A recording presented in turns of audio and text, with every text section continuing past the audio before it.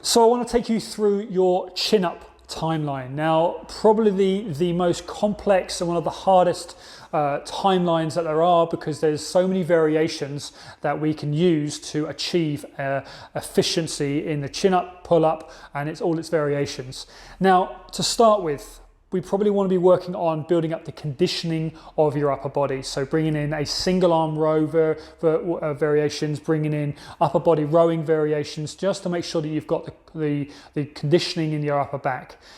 We're now going to move straight into the suspension trainer row or the ring row, okay? And these are fantastic ways of developing and building up the conditioning of your upper back.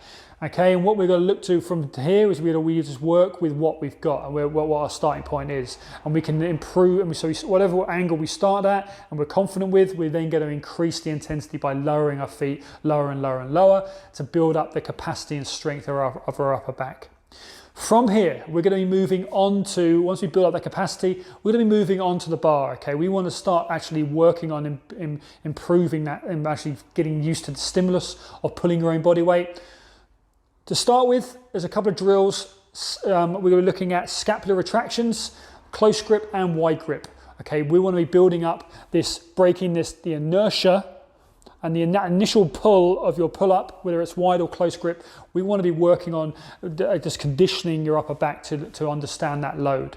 From here, we're then going to be working on eccentric. Okay, we're going to be jumping above the bar, so making sure that your hands are on the bar in a close grip, neutral grip fashion, and we're going to be looking to jump above the bar, hold yourself statically for a moment, isometrically for a moment, and then lowering with control. Set yourself, reset.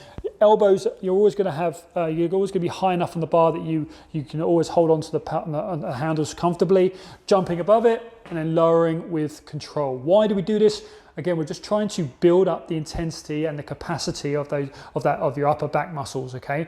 From here, we can go into wide grip eccentric versions, okay? We're jumping above the bar, lowering with control, wide grip. Why? Because we're going to go into this variation because we want to start to get into the outer aspects of the back, moving into those lats a bit more.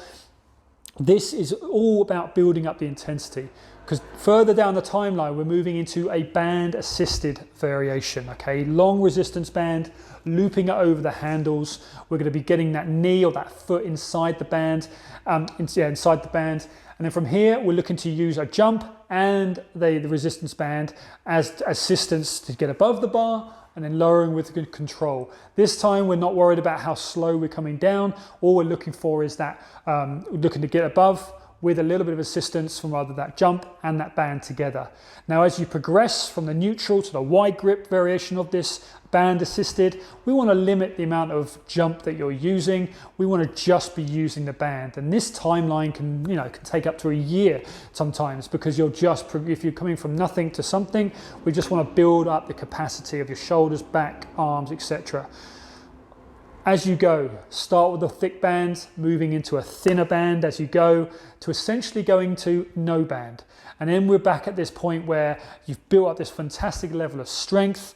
We no longer need to jump. We no longer need to use a band. But at this point, we're at that dead hang position, and we're looking for that lovely, strict, close grip variation. Starting with 1 rep, 2 rep, building it up.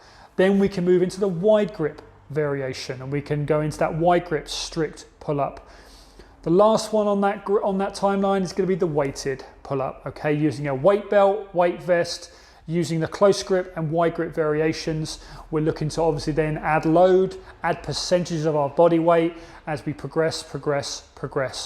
Never a big fan of people doing more than 10 reps in a set, because there's always other progressions that you could be doing. Plus, if you're doing multiple sets, you're going to accumulate a lot of work very quickly.